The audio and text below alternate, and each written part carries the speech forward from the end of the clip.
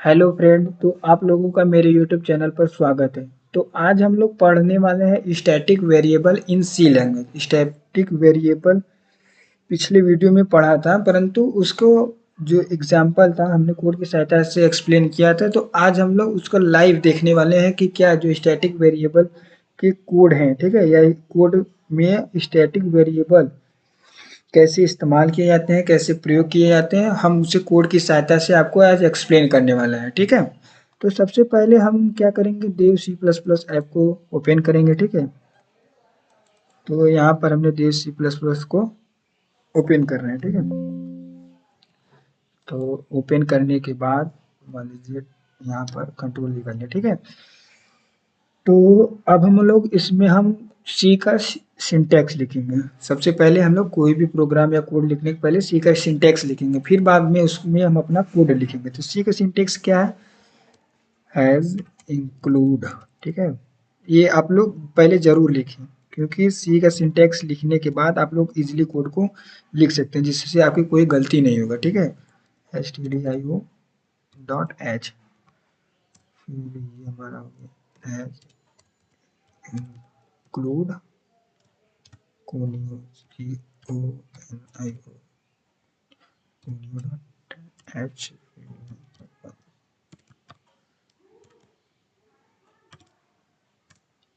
फिर हम लोग एक मेन मेथड बना लेंगे वाइड के नाम से, व्यू वाइड वाइड मेन, ठीक है। और हम लोग स्मॉल ब्रैकेट दे देंगे, एंटर दे देंगे, फिर कर्ली ब्रैकेट्स दे देंगे, जिसके अंदर हम लोग प्रोग्राम कोड को लिखेंगे।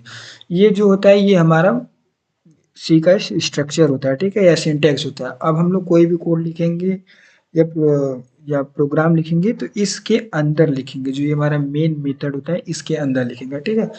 तो हम लोग स्टैटिक वेरिएबल के बारे में पढ़ रहे हैं, ठीक है। स्टैटिक वेरिएबल को हम कोड की सहायता से एक्सप्लेन करने वाले हैं। तो हम क्या करेंगे, पहले कि हम लोग एक लोकल वेरिएबल ले लेते हैं। जैसे मैं इंट ए ले लिया, ठीक है, फिर सेमीकोलन दे दिया, फिर एक हम लोग इंट ले रहे हैं, एक इंट बी बी वेरिएबल ले रहे हैं, जिसको हम डिक्लेयर कर दे रहे हैं कि हमारा जो वैल्यू है वो 10 है, ठीक है।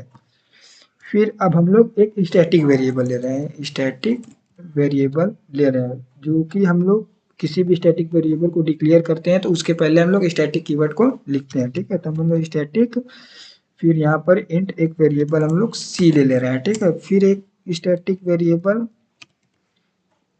इंट ले रहे हैं और उसको हम लोग डिक्लेयर कर दे रहे हैं कि कितना वैल्यू है। जैसे डी इक्वल टू हमने यहाँ पर 20 डिक्लेयर कर दिया, ठीक है, और हम लोग इसको सेमीकोलन लगा दिया। अब हम लोग इसको प्रिंट करा कर देखते हैं क्या लोकल वेरिएबल और स्टैटिक वेरिएबल प्रिंट होते हैं, या क्या हमें आउटपुट मिलती है, क्या एग्जीक्यूशन होता है, क्या कंपाइल होने के बाद एरर मिलता है। तो ठीक है, तो हम लोग इसको प्रिंट कर दे रहे हैं, प्रिंट एफ, ठीक है।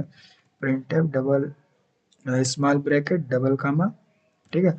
अब हम लोग चारों के लिए फॉर्मेट क्या इस्तेमाल करेंगे, डी, परसेंट डी, क्योंकि ये चारों क्या है, इंटीजर वैल्यू है। तो हम लोग परसेंट डी, फिर परसेंट डी, फिर परसेंट डी, फिर परसेंट डी, ठीक है। अब हम लोग कामा दे देंगे, कामा ए है, फिर कामा, फिर किसके लिए बी कर देंगे, फिर कामा सी कर देंगे, फिर कामा डी कर देंगे, लास्ट में हम लोग क्या करेंगे, एक सेमीकोलन दे देंगे, ठीक है।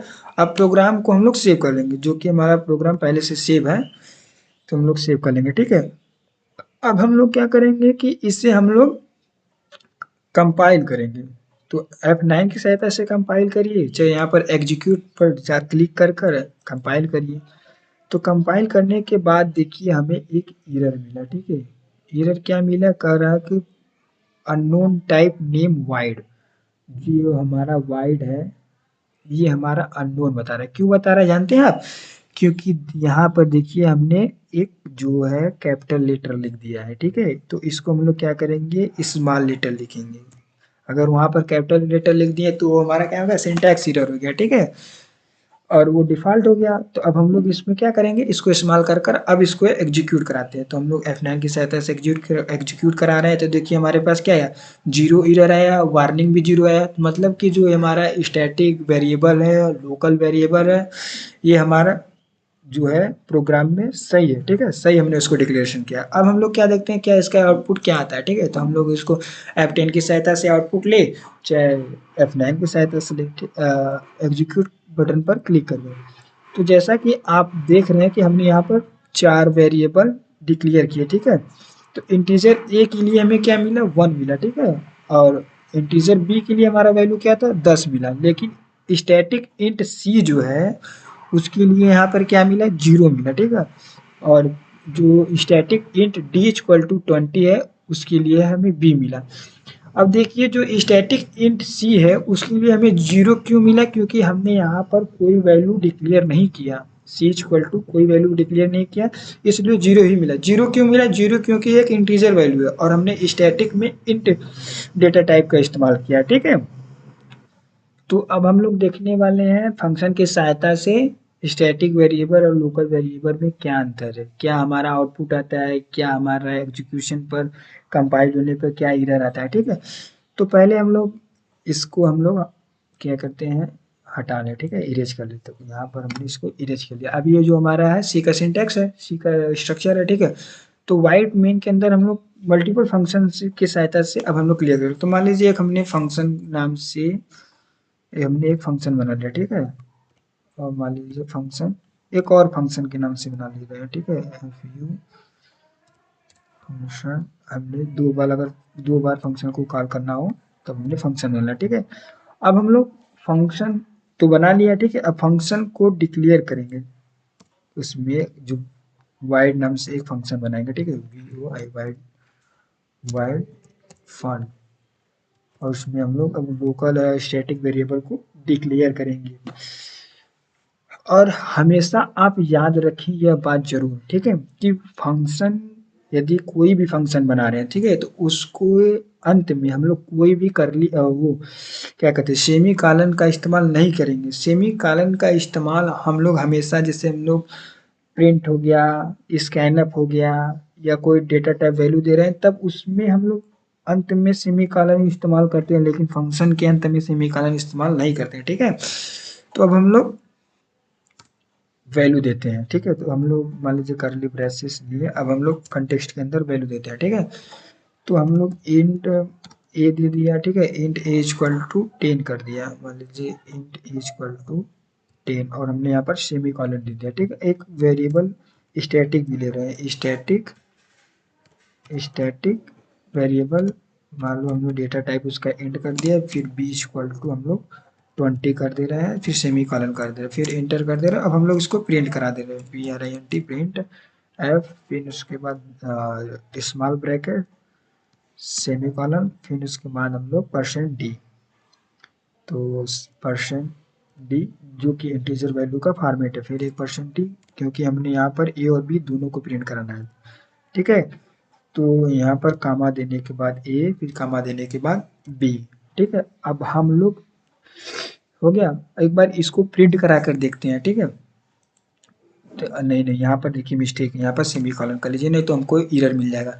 तो हम लोग क्या करते हैं F9 की सहायता से इसको हम लोग एग्जीक्यूट कराते हैं, ठीक है। तो क्या लिख रहा है कॉन्फ़िगरेशन टाइप्स फॉर फंक्शन, ठीक है, function note previous implicit declaration of function was here.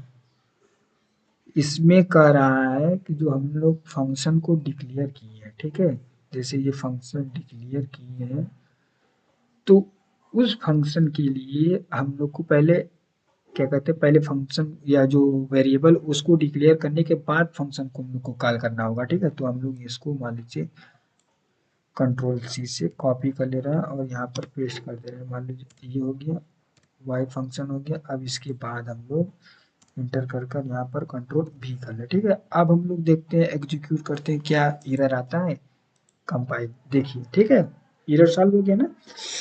इसका मतलब जो एरर दे रहा था हम लोग को पहले वेरिएबल को डिक्लेयर करना होगा, फिर उसके बाद फंक्शन को कॉल करना होगा, ठीक है। ये बात को भी जरूर ध्यान रखें, ठीक है। तो देखिए हमें यहाँ पर जो एरर 0 मिला, वार्निंग 0 मिला, ठीक है, यानी कि हमारा जो प्रोग्राम कोड है वो सही है, इसमें कोई भी एरर नहीं है। तो हम लोग क्या करते हैं इसका आउटपुट देखते हैं। तो F10 की सहायता से आप आउटपुट देख सकते हैं, चाहे यहाँ पर रन करा कर आउटपुट देख सकते हैं। तो जैसा कि यह देख रहे हैं यहाँ पर हमको आउटपुट मिल गया, ठीक है। तो देखिए यहाँ पर क्या है, a इक्वल टू 10, ठीक है, और यहाँ पे क्या है, b इक्वल टू 20, ठीक है। लेकिन यहाँ पर 2 बार क्यों प्रिंट हुआ है, क्योंकि यहाँ पर हमने फंक्शन को 2 बार कॉल किया है, ठीक है। तो इसलिए 10 और 20 प्रिंट हुआ है, ठीक है। अब हम लोग यदि a के वैल्यू को इंक्रीज करें और b के वैल्यू को इंक्रीज करते हैं तब देखते हैं क्या होता है, ठीक है। तो यहाँ पर हम लोग